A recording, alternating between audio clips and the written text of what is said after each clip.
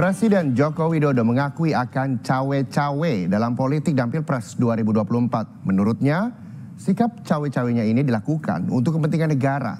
Hal ini disampaikan Jokowi dalam pertemuan bersama pemimpin redaksi media massa dan content creator di Istana Kepresidenan Jakarta, Senin sore. Wakil pemimpin redaksi Kompas TV, Yogi Arif Nugraha mengatakan, dalam pertemuan tertutup yang berlangsung selama 2 jam lebih itu, Jokowi awalnya membicarakan soal momentum 13 tahun mewujudkan Indonesia maju. Untuk mencapai cita-cita ini, Pilpres di 3 periode ke depan pun menjadi krusial. Oleh karena itu, Jokowi mengakui dirinya cawe-cawe.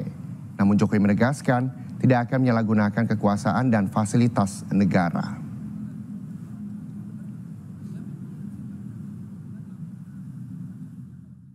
Presiden mengatakan masih jauh dan itu urusan partai politik. Jadi Presiden mengatakan cawe-cawe tidak netral itu lebih kepada ingin mengatakan bahwa untuk urusan kepentingan nasional, untuk menjaga momentum 13 tahun, menjaga bonus demografi, saya harus cawe-cawe. Jadi tidak secara langsung mengatakan ini siapa. Hampir semua peserta yang tadi datang mengarahkan, Pak ke siapa ini Pak titipannya, nggak ada. Itu sih poinnya. Selebihnya bicara soal ekspor pasir. Tapi lebih detail kayaknya besok semua teman-teman kalau nggak ada note dari Pak B ya. Apa yang dimaksud Presiden Jokowi akan cawe-cawe dalam pemilu 2024 yang katanya demi kepentingan negara? Untuk membahasnya, sudah bergabung bersama Rumah Pemilu ada Direktur Eksekutif Parameter Politik, Adi Prayitno. Selamat sore Mas Adi. Mas Adi, di sini ada Reza di Rumah Pemilu, sebelumnya membantah kini Jokowi akui ikut cawe-cawe. Bagaimana menurut Anda sikap Jokowi ini? Ya, saya kira Jokowi ingin menegaskan bahwa kritikan dan bulian publik selama ini yang selalu mengarah kepada Jokowi, bahwa Jokowi itu dianggap cawe-cawe dan endorsement calon tertentu itu dibuktikan. Jadi ketimbang dibully, ketimbang dikritik terus, Jokowi menegaskan bahwa di 2024 dirinya akan tidak netral dan cawe-cawe dalam urusan Pilpres. Tapi kalimat politiknya soal cawe-cawe itu kan bersayap. Satu sisi cawe-cawe bahwa Jokowi ingin memastikan pemilu itu berlangsung damai, jujur, fair, dan tentu saja itu bisa menghindari keterbelahan. Itu yang sepertinya satu hal dari wujud cawe-cawe yang ingin disampaikan oleh Jokowi. Tapi yang kedua, ini yang kemudian paling ramai dibicarakan oleh banyak orang. Jokowi sepertinya punya intensi. Siapapun nantinya yang jadi presiden di 2024 adalah pemimpin yang punya tarikan nafas yang sama, jogetnya adalah joget yang sama dengan Jokowi. Jogetnya ke depan, bukan ke belakang. Kan itu adalah ornamen-ornamen politik yang bisa kita tangkap. Bahwa secara pribadi Jokowi itu punya preferensi dan pilihan politik. Makanya Jokowi punya kepentingan siapapun nantinya yang jadi presiden adalah mereka yang bisa memastikan Indonesia itu mengalami perkembangan yang cukup pesat. Semua legacy dan semua hal yang sudah dilakukan oleh Jokowi selama 10 tahun itu dilanjutkan. Bukan justru sebaliknya, di downgrade dan tidak diakui oleh pemimpin-pemimpin the next Jokowi di 2024. Dua hal inilah yang saya kira bisa ditangkap dari soal apa yang disebut oleh Jokowi dengan cawe-cawe itu, Mas. Dan ini terang benderang.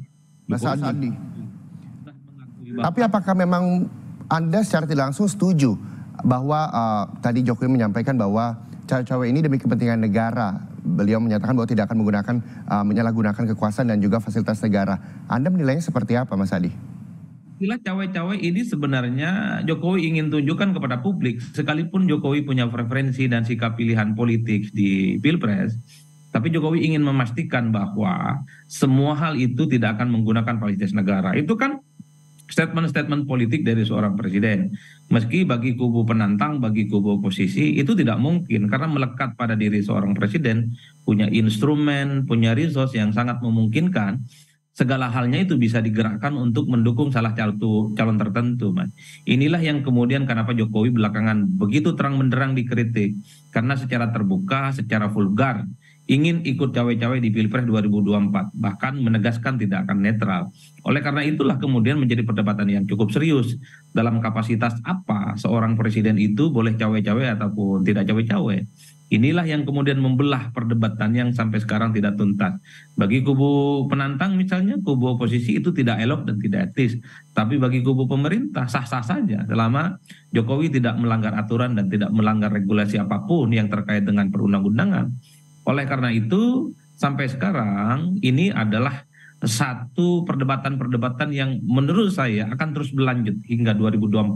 Soal bagaimana Jokowi dianggap punya preferensi dan sikap politik tertentu untuk mendukung calon yang dinilai punya frekuensi dan taringan politik yang sama dengan Jokowi. Makanya dalam pernyataan-pernyataan lain, selain misalnya Jokowi ingin memastikan pemilu jujur, adil, dan damai itu, bagi Jokowi pemimpin itu adalah sekalipun punya joget yang sama, tapi gerakannya harus sama, yaitu adalah gerakan joget yang ke depan, bukan justru ke belakang. Oleh publik itu ditangkap bahwa Jokowi ingin memastikan yang jadi presiden itu adalah orang-orangnya Jokowi, di mana semua hal yang sudah dilakukan oleh Jokowi bisa dilanjutkan, bisa diekspos, dan kemudian Indonesia akan mengalami lompatan-lompatan yang akan jauh lebih makmur ke depan.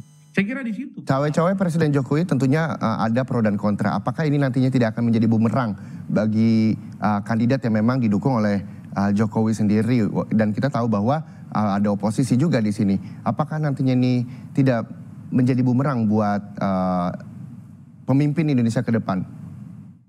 Memang kalau mau jujur sebenarnya preferensi dan sikap politik seorang presiden itu tidak akan ada persoalan apapun, Mas. Jadi seorang presiden itu karena dia adalah makhluk politik, karena dia adalah berasal dari partai politik, jadi wajar kalau ingin punya kecenderungan untuk mendukung salah satu calon tertentu. Yang menjadi ramai itu ketika dukungannya itu disampaikan secara terbuka, disampaikan dengan kode-kode yang diekspos melalui berbagai pertemuan-pertemuan penting yang disampaikan oleh Jokowi.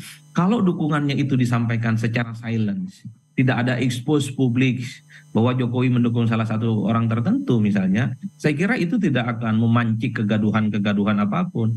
Ini yang saya kira kemudian menjadi perdebatan yang cukup panjang, karena apapun Jokowi itu adalah kader partai, kadernya PDIP yang pastinya punya intensi dan keinginan memenangkan semua calon yang dimiliki oleh PDIP. Tapi yang menjadi ramai itu ketika dukungan dan preferensi politiknya itu disampaikan secara terbuka, itu dianggap tidak elok. Karena Jokowi itu melekat pada dirinya seorang presiden yang mesti berdiri tegak di semua kalangan, di semua golongan, dan di semua kaki-kaki. Bukan hanya kepada kelompok dan calon tertentu. Inilah yang saya kira kemudian membuat kenapa para kubu oposisi, para kubu penantang, terutama kubu perubahan itu merasa tidak nyaman. Dan menuduh Jokowi terlampau jauh mengintervensi persoalan-persoalan politik di 2024. Ini soal preferensi politik yang ditunjukkan kepada publik. Andai Jokowi mendukung Ganjar misalnya, mendukung Prabowo, tidak ditunjukkan, tidak melalui ekspos yang berlebihan, saya kira ini tidak akan memancing kegaduhan apapun, Mas. Ini ada yang merasa didukung dan ada yang merasa tidak didukung. Inilah yang kemudian membuat begitu banyak resistensi dan protes-protes yang kemudian dilakukan oleh kubu yang selama ini memang berseberangan dengan pemerintah. Oke. Secara tidak langsung Mas Adi setuju ya bahwa cawe-cawe yang dilakukan oleh Jokowi asal tidak terlalu terlihat mendukung salah satu bakal calon presiden di Pilpres 2024 supaya tidak menimbulkan kegaduhan, dan berarti untuk endorsement begitu istilahnya kepada calon presiden 2024 ini juga sah-sah saja begitu Mas Adi? Saya termasuk orang yang cukup setuju bahkan mendorong seorang presiden itu mendukung salah satu calon yang tentu saja di mana calonnya itu memiliki frekuensi dan tarikan napas yang sama, apalagi berasal dari partai yang sama. Kenapa? Argumennya sederhana. Selama seorang presiden itu dari partai politik, maka selama itu juga seorang presiden tidak mungkin tidak punya pilihan politik. Pertanyaannya adalah, lalu bagaimana dengan gubernur? Lalu bagaimana dengan bupati?